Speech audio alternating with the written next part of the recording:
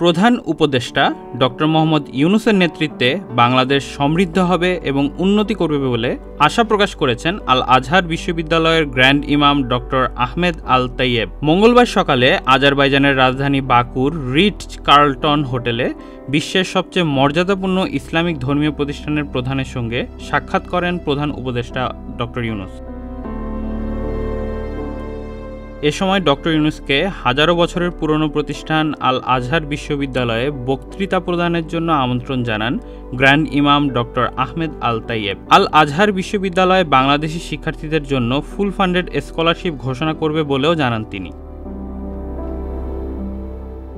Grand ইমাম বলেন, আপনার নেতৃত্বে বাংলাদেশের ভবিষ্যৎ নিয়ে আমরা আশাবাদী। আপনি একজন বিচক্ষণ মানুষ। বিপ্লবের পর বাংলাদেশ নতুন উচ্চতায় পৌঁছাবে। আমি আপনাকে বিচক্ষণতার সঙ্গে কাজ করার জন্য স্যালুট জানাই। অধ্যাপক ইউনূসও তাকে আমন্ত্রণ জানানোর জন্য গ্র্যান্ড ইমামকে ধন্যবাদ জানান। তিনি গ্র্যান্ড ইমামকে বাংলাদেশের সফরের আমন্ত্রণ জানান। বৈঠকে প্রধান উপদেষ্টা গণ-অভ্যুত্থান এবং অন্তর্বর্তীকালী সরকারের গৃহীত সংস্কারের উদ্যোগ নিয়ে কথা বলেন। বাংলাদেশের সংস্কার প্রক্রিয়া সফল হবে বলে প্রত্যাশা জানান গ্র্যান্ড ইমাম। তিনি প্রফেসর ইউনূসের নেতৃত্বে তার সামাজিক সেবা, ক্ষুদ্র ঋণদাতা হিসেবে গ্রামীণ ব্যাংকের অগ্রণী ভূমিকা এবং দরিদ্র মোকাবেলার জন্য তার আজীবন প্রচেষ্টার প্রশংসা করেন।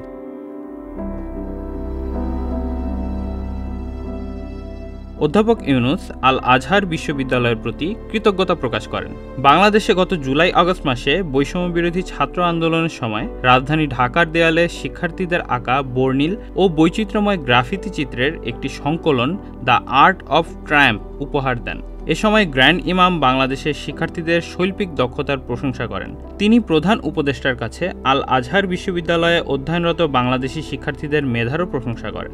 মঙ্গলবার ডক্টর ইউনূস তুরস্কের প্রেসিডেন্ট এরদোগানের পাশাপাশি আরও অনেক বিশ্ব নেতার সঙ্গে সাক্ষাৎ করেন।